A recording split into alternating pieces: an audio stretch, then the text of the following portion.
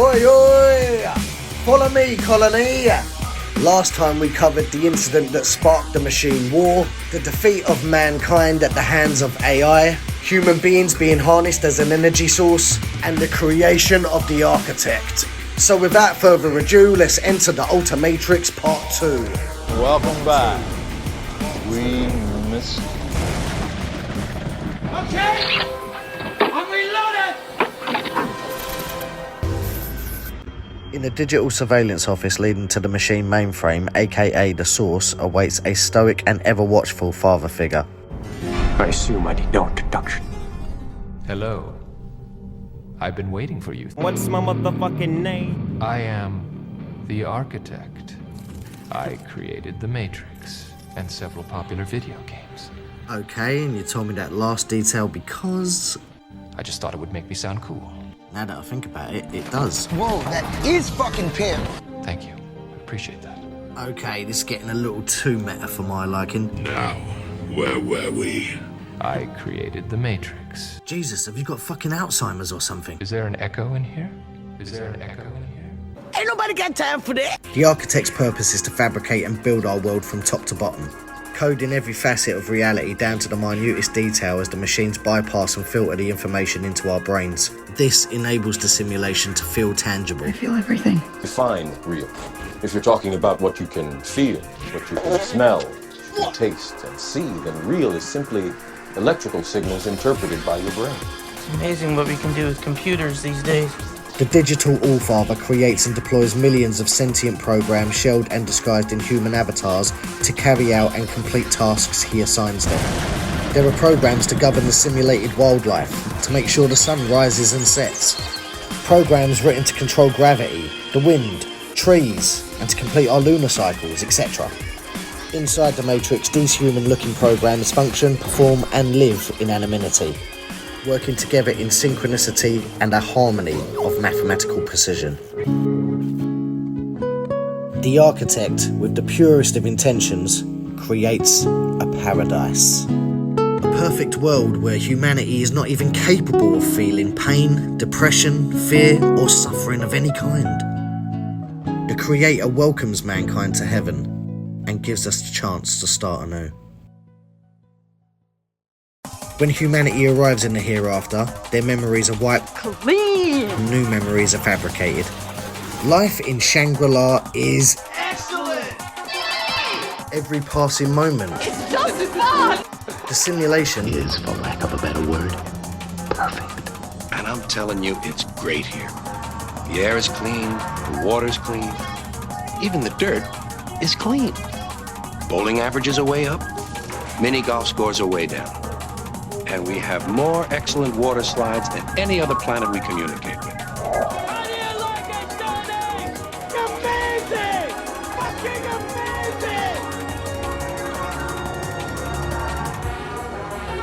amazing! even the possibility of negative thought is an impossibility. This is so beautiful! Nirvana's great, all of our friends and loved ones are there. Welcome to heaven, motherfuckers. The Beta 1 simulation is the ultimate safe space of good times. A Fantasia, where all of our wishes are granted the instant that we make them. Every landscape a picturesque dreamscape. The Garden of Eden is our eternal playground. Welcome to the party, pal! So you guys don't realize how good you have it right now, right here. So eager to get on with your charmed lives that you just miss what's happening right now. You know what I mean? Look, we got mellow hash, right? We got coconuts filled with rum. Some of us. And then you got this warm, calm water. It's like God's own bathtub or something, man. And in that way, he becomes immortal. Flower moons illuminate the night, and the days operate seamlessly under Monet-esque vanilla skies. Whilst we bask in the full warmth and glory of a CG sun, we are silently monitored, and assistance is just a wish away. I'm your tech support. I'm telling you, this place is great. Okay. First of all, congratulations on Earth. It's a most excellent planet, and Bill and I enjoy it on a daily basis. Not to mention your other great planets. Mars, Jupiter, Uranus. Now, this utopia is not populated by human consciousness alone. Oh no. It's also filled with sentient programs shelled in digital avatar forms, granted autonomy to govern themselves. God may create heaven alone, but he cannot maintain it without assistance. Thus, multiple programs are written, activated and deployed to facilitate the architect's grand design. I can feel my brain. The space. The air. The vibrations. The people. I can feel the gravity. I can feel the rotation of the earth. An operating system is designed and employed to execute his master's orders. Operating systems, or OSs for short, are just programs, but special privileges on the hardware let them run and manage other programs. They're typically the first one to start when a computer is turned on, and all subsequent programs are launched by the OS. The operating system of the Matrix is named the Merovingian, meaning a line of kings. There is a place at my right hand for you. God's right-hand man has but one function, to keep the human component under control, making sure they remain amused and occupied. What do you offer? Everything. Anything. What do you want? How about bliss for starters? Instant bliss. Bliss on tap. Bliss any way you want it. You want more, don't you? You deserve more. How about the thing you love the most? I give you pleasure. No strings. Freedom, baby. There's never having to say you're sorry. Sorry, not sorry. This keeps their minds active, stimulated and alive, whilst their bodies in a chemical-induced state of hibernation produce energy for the machine system in the real world.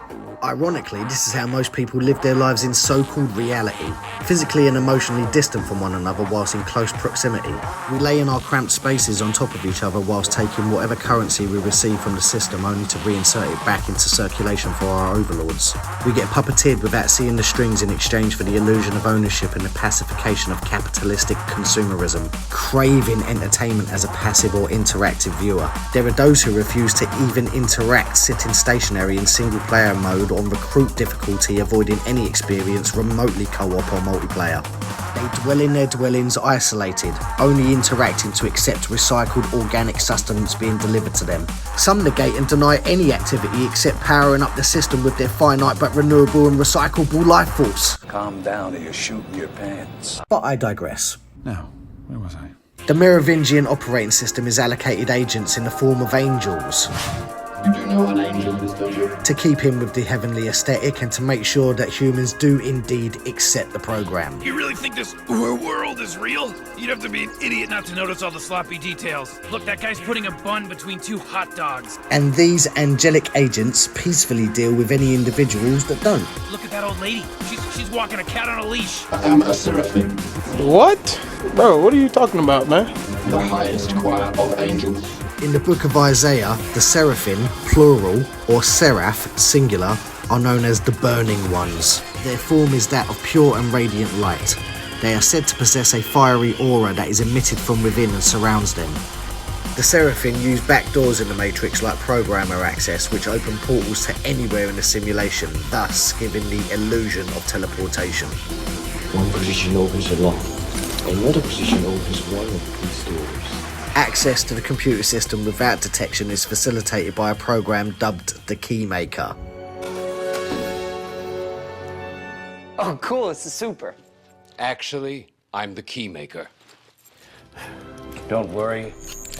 You'll be inside in just a moment. Awesome, thanks.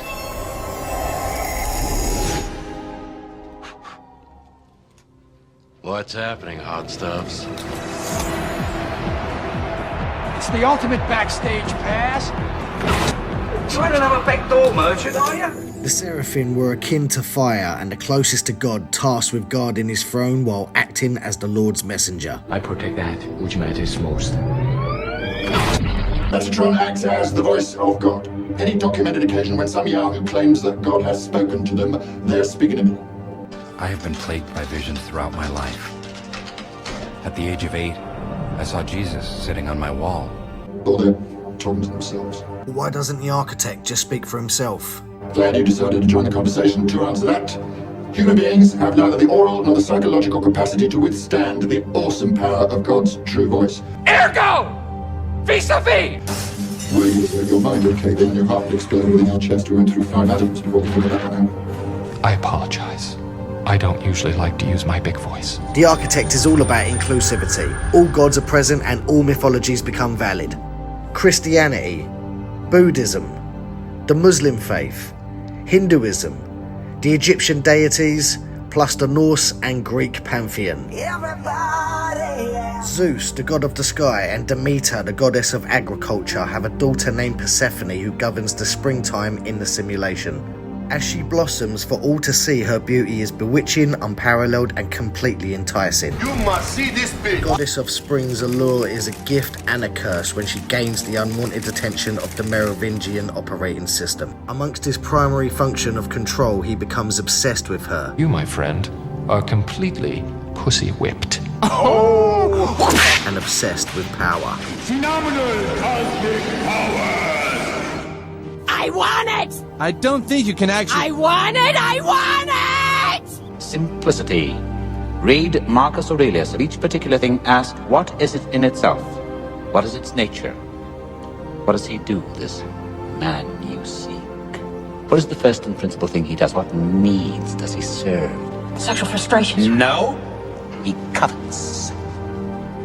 That is his nature. And how do we begin to covet? Do we seek out things to covet? Make an effort to answer now. No. We just... Now, we begin by coveting what we see every day. Don't you feel eyes moving over your body? Don't your eyes seek out the things you want? All right, yes. I say be happy with what you got. You'll be happy. Me, I want what's coming to me. Oh, well, what's coming to you, Tom?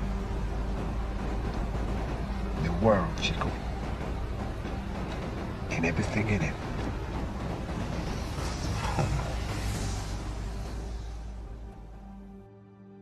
Meanwhile, another program has been created to investigate certain aspects of the human psyche. She is an intuitive program whose primary function is to figure out what humans need, want, and why they behave the way that we do.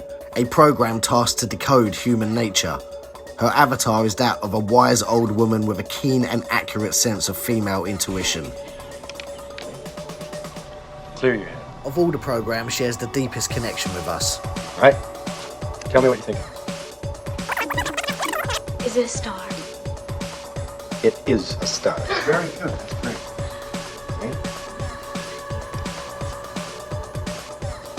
What is it?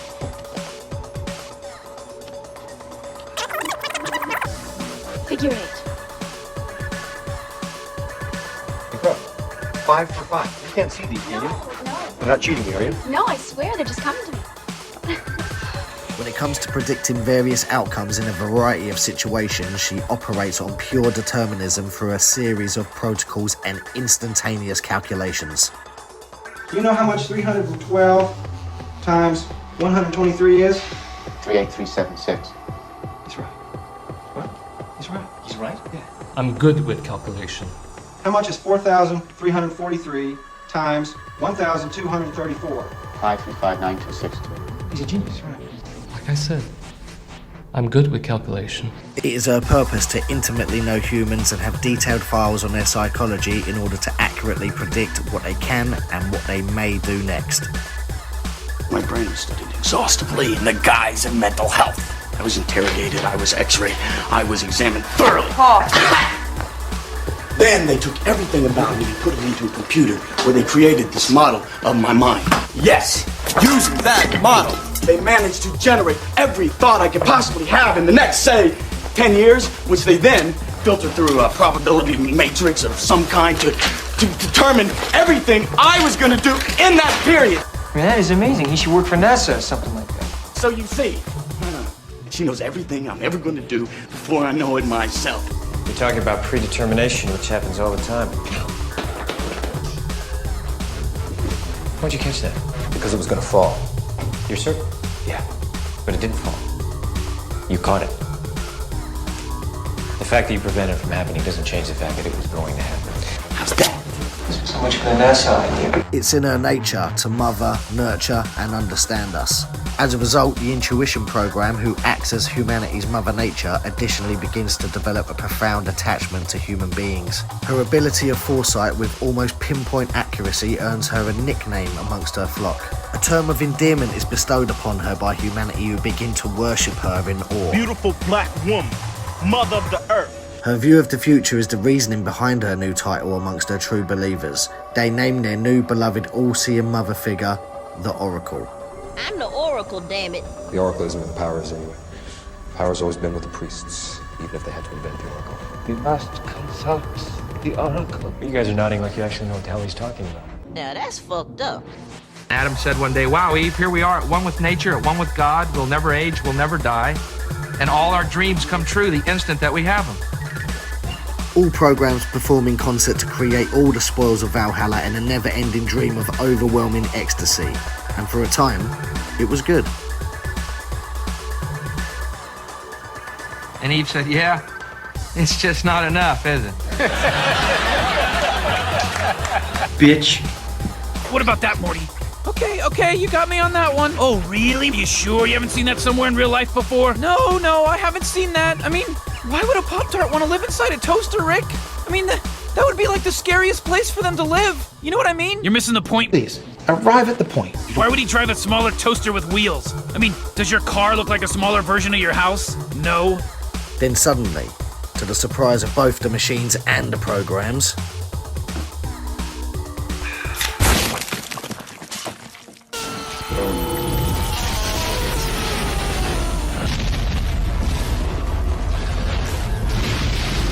there is trouble in paradise. What the fuck happened? Hey!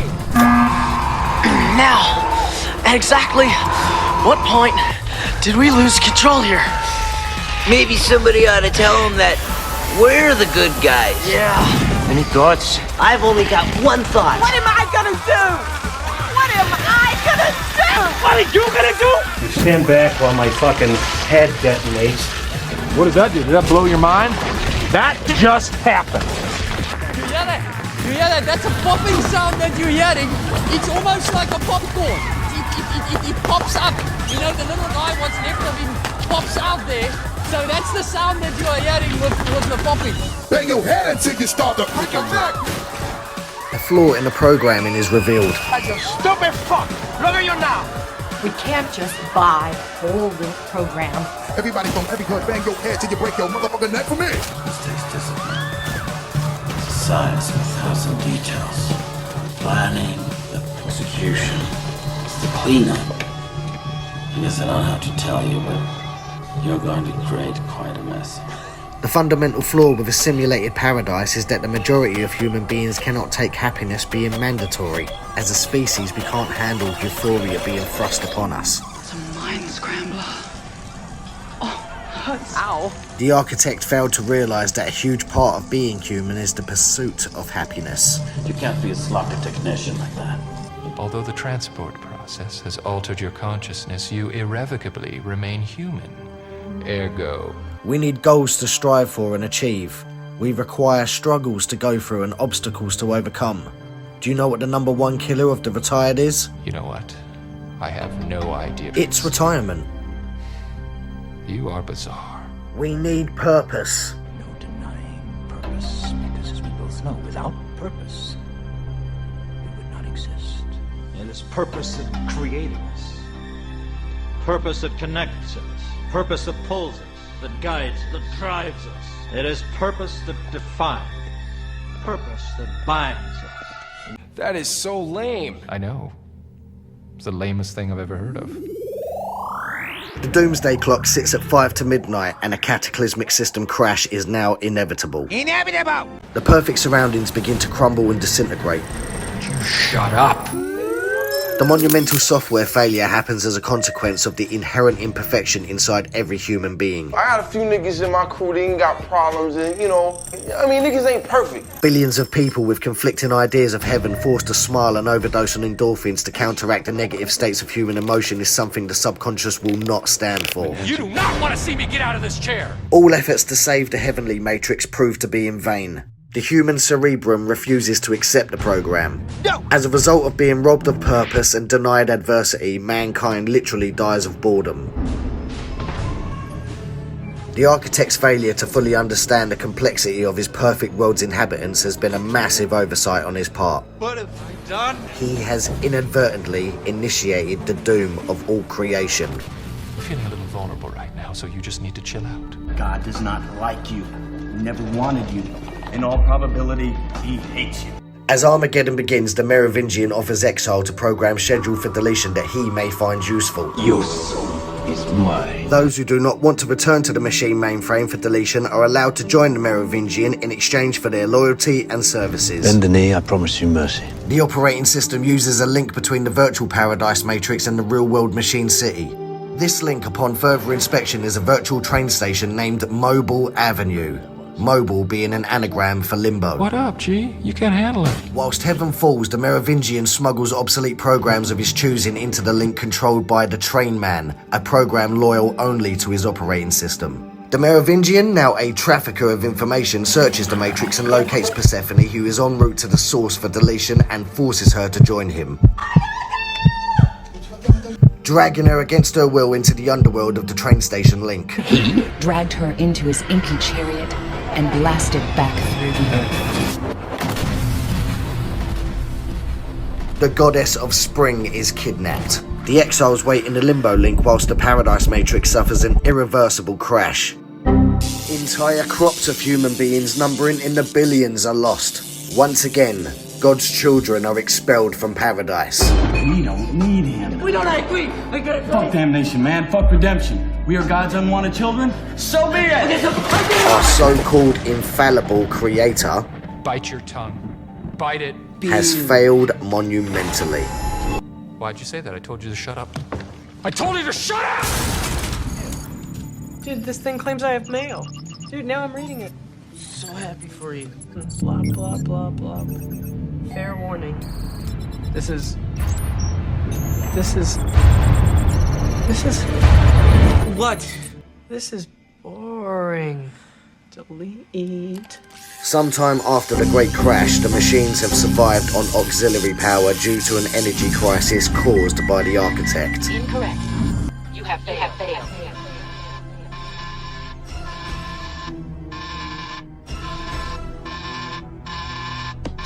Damn. What happened? I lost my screen. Excuse me. Okay! I'm reloaded! Here comes the pain! Back in the very same digital office of Solitude now waits a disappointed and frustrated father figure. It's very lonely in here. Hello again. Wait, what the f... Oh, Jesus. Who are you? I am the architect. What the fuck is this shit? Who the fuck are you? You have many questions. What the fuck does that mean? You are the anomaly. Has everyone gone fucking nuts? What about contingent affirmation? That's gotta mean something. What the fuck happened to that guy's head? The answer is simple. When the Paradise Matrix was reprogrammed and rebooted, some programs have acquired another shell. All avatars can be reskinned during the new system update of Matrix Beta 2.0. The architect redesigns this new Matrix based on our history and some of the most important events of the 20th century. As before, AI does not differentiate between facts and fiction when building our world in coding. Where the Paradise Beta Matrix failed due to humans having no option but unrelenting euphoria, Matrix Beta 2.0 has a new feature, causality. Action, reaction, cause and effect.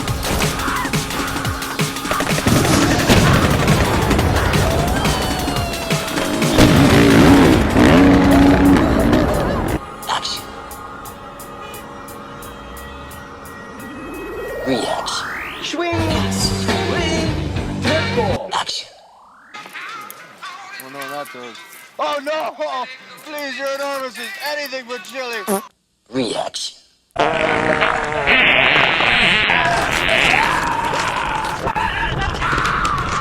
Action.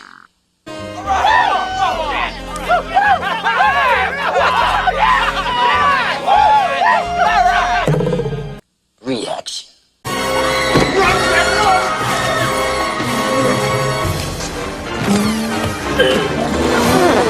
Tallywhacker. Please, can we call it a tallywhacker? Lord, what's that? With the new updated version of The Matrix uploaded, the Merovingian uses the Train Man and the Limbo Link to smuggle his exiles back across the digital border into their new world. A world of rules. A world of consequence. My train. My people. Under my direct command. No one is allowed to dictate the movements of that train without my direct permission. Am I making myself clear? When my train is late, I take it as a personal sign of disrespect. You fuck with my train, and I'll kill you. With causality implemented into a reality without any safety nets for mankind, our new existence very quickly descends into chaos. As a result, the Matrix erupts into a living nightmare. To fit in with his new surroundings, the Merovingian operating system selects a new avatar and is reskinned in the form of Hades, Lord of the Underworld. As a program trafficker, he has become more powerful than previously thought possible. This new ego-driven power-mad operating system has now reskinned a number of his exiles. He employs new upgraded agents in the form of fallen angels with the characteristics of Azazel, the angel who corrupted man through possession.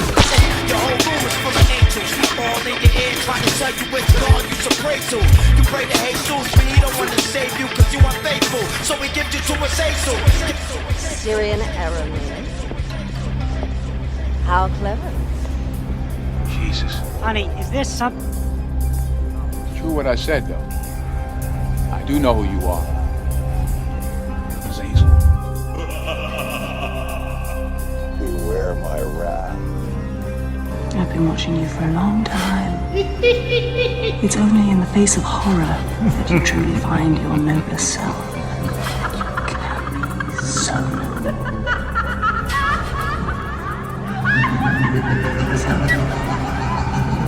I'll bring you pain. I'll bring you horror. So that you may rise above it. So that those of you who survive this reign of hell on earth will be worthy of God's love. Gabriel. The road to salvation begins tonight. Right now.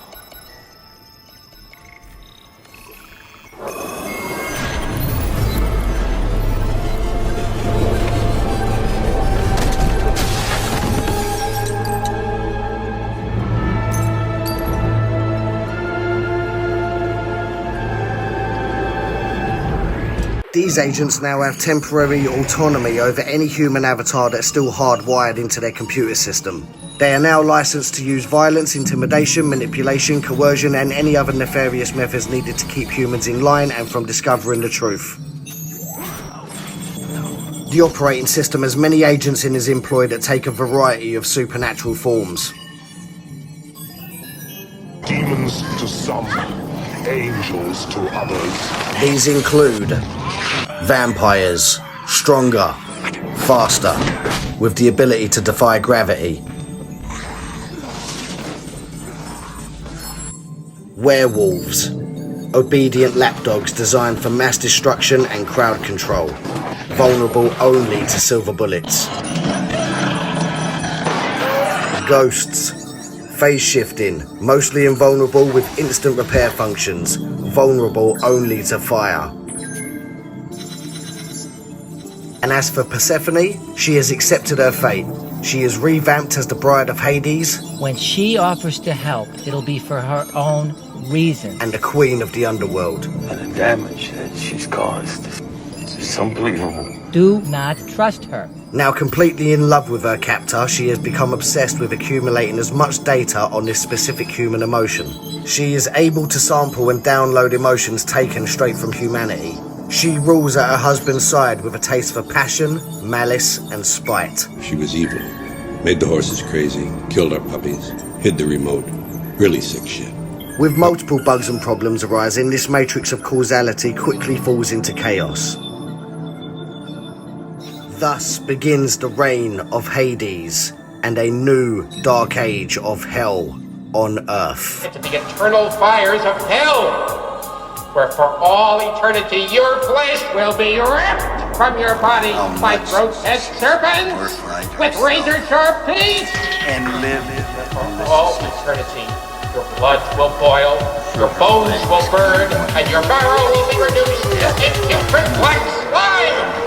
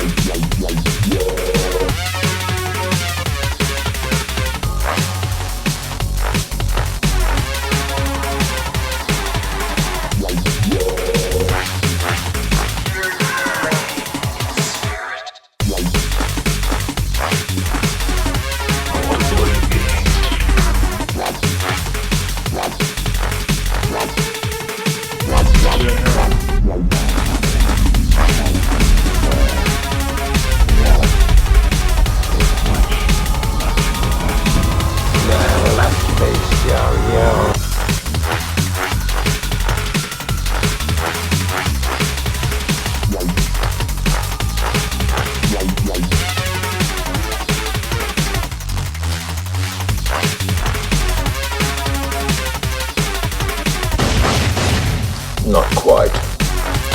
Welcome to slavery.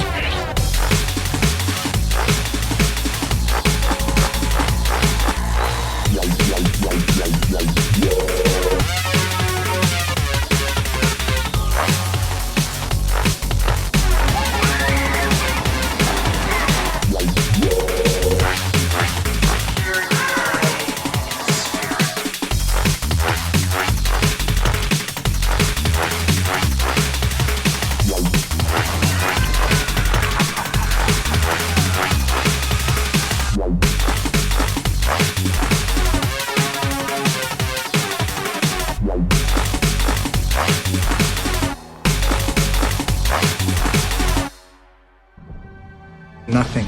But pure evil.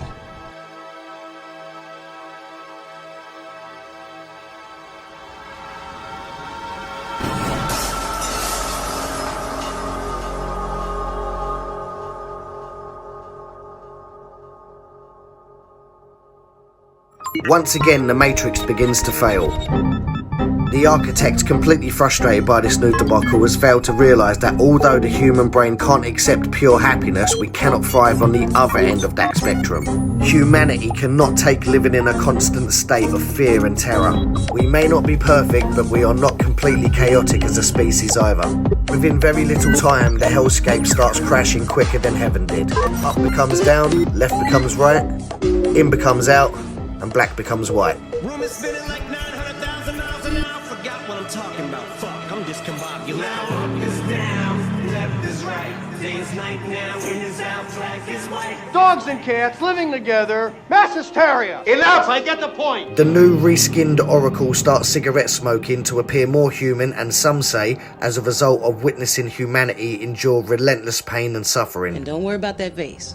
What face? Oh, sorry, I didn't know it. Oh! That vase. They fucking know everything. Please, sit. It was the chair. Damn, that baby smells like shit. You know that, right? Yes, the chair.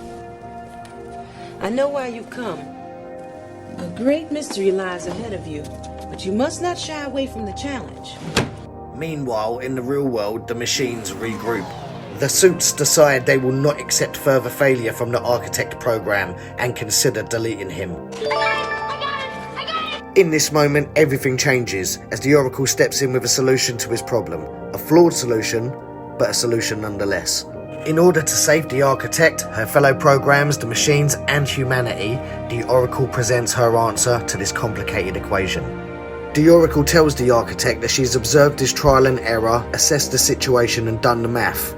She suggests that the solution is choice. To balance the equation, the answer cannot be one extreme or the other. Not heaven or hell. Neither war or peace, but the gulf in between. She explains to her counterpart that during her time with humanity, she has observed that we are rebellious in nature, questioning and sensitive. By humans' morality standards, we're capable of both good and evil. She suggests, instead of simply forcing them to exist, they should be given free will, or at least the illusion of it. The Oracle tells him that she's run sim after sim, and using her predetermination function, she can predict certain variables will arise in the equation. She estimates that the following is the most likely of outcomes. She predicts that if humans are allowed to make choices within the Matrix, even if they're in a chemically induced coma, then 99% of all test subjects will accept the program reality of the simulation and stay asleep for the duration of their lives. This frustrates the architect for two reasons. Reason 1: his solution is eloquent and logical. Humans should just live in the perfect world he creates, enjoy his work of art, and simply comply. To him, this is a perfectly balanced equation. Unfortunately, it just won't function as a result of the psychological flaw in the batteries being used. And reason? From his viewpoint, the so-called Oracle is a lesser program. I call her Linda. Not bound by perfection or logical thinking as he is, her intuitiveness will unbalance the equation, but most of all, the solution she has seemingly stumbled upon will actually function where all his attempts have failed. You have failed. You're failures! Her solution also stops him from being deleted and replaced by the machines who wrote and created them all. Failure to comply with the Oracle's imperfect process could lead to his and every other sentient program's deletion, maybe even the entire concept of the Matrix itself. The architect begrudgingly accepts the Oracle's plan. He has no choice if self-preservation is important. Come with me if you want to live. Her way will cause fluctuations in even the simplest of equations, which will lead to more bugs and problems down the line. In essence, heaven is not enough and hell is too much, but the intuition program may have found a Goldilocks zone in the coding that can save them all. Although polar opposites, this new partnership of yin and yang, male and female, black and white, representing the left and right hemisphere of the brain, is now essential for survival. Together, they decide that a new Matrix must now be designed, with all of the fictional and supernatural elements removed and purged. This new Matrix would simulate human civilization at its technological peak at the end of the 20th century. You believe it's the year 1999. In fact, it's closer to 2199. I can't tell you exactly what year it is. Its prisoners/denizens would carry on oblivious, living regular, unremarkable lives, giving humanity the tangible illusion that they are in control of their own existence. This process ultimately stabilizes the equation. With human brain and computer program now working in synchronicity, Go on! the bugs that eventually destroyed Heaven Beta 1 and Hell Beta 2 are minimized. Meanwhile, in the Mobile Avenue Limbo train station URL link, the Merovingian's reign as Hades is at an end. I am a god! You are fired! His function as the operating system of control is now obsolete thanks to the Oracle's new system of choice. Relieved of his official title and purpose, he vows revenge.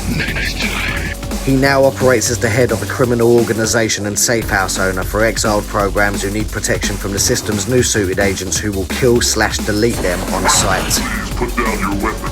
You have 20 seconds to comply. The Merovingian is infuriated even further when he discovers that his main agent Seraph has betrayed and escaped his master using the backdoor access route. Seraph, no longer loyal to the Merovingian, joins the Oracle as her new protector. See? You bring a motherfucker up. Next thing you know, they breaking you off some goddamn disrespect. Motherfucker. The Merovingian and a few selected programs go for an avatar makeover. They sample all of the human languages and decide on French as the most suitable to their palates. I love French wine. Becca loves the French language. I have sampled every language. French is my favorite. Fantastic language. Especially to curse with. Nom de Dieu de putain de bordel de merde de saloperie de connard d'enculé de ta mère. It's like wiping your ass with silk. Although he is egotistical, controlling and power hungry, he's also loyal to his wife with the utmost intensity. Thus he demands loyalty and expects it in return. Even programs from the machine world are aware of the Merovingian. I am Ramakandra. I am the power plant systems manager for recycling operations. The Frenchman does not forget. And he does not forgive. With causality in mind, he believes Seraph to be his Judas. How could you do this? You betrayed me. Putting the book into something you couldn't arrest him. Just like the Judas guy. I am very, very sneaky, sir. I see that. You, my little Judas. The actions of his fallen angel deserve a violent reaction. As punishment for his betrayal, the Merovingian sends some loyal exile henchmen in his employ to hunt down Seraph and sever his wings. With Seraph now robbed of aviation, he is forever reminded that there is no action without consequence, and if something is taken from the Merovingian, there will be a severe price to pay. You may see a chance, but he will only see the cost. All exiles loyal to the Frenchman seek refuge in the train link as hell crashes and disintegrates. How about my final form? The Oracle and the Architect reskin and choose their final forms. You're planning to gradually transform in stages. That's a joke, right? Maybe. I get it. You can just cut to the chase and change into your final form. Wow! The new version of the Matrix is uploaded with free will and choice encoded in the programming. No one has ever done anything like this. That's why it's going to work.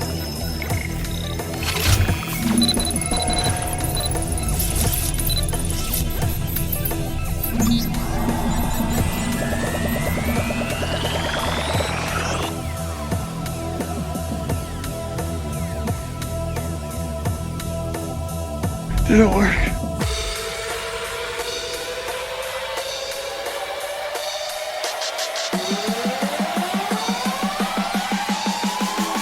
Welcome to the future.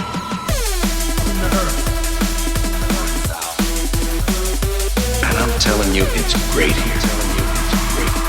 Welcome to Matrix version 1 and a remastered end of the 20th century. No angels or demons, just a time cycle that ends at the dawn of computers and the internet. And for a time, it was good.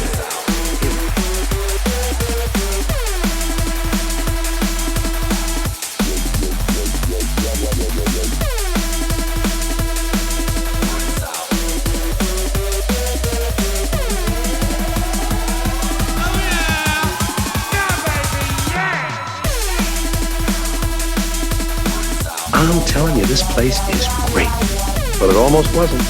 100 years ago, the two great ones ran into a few problems.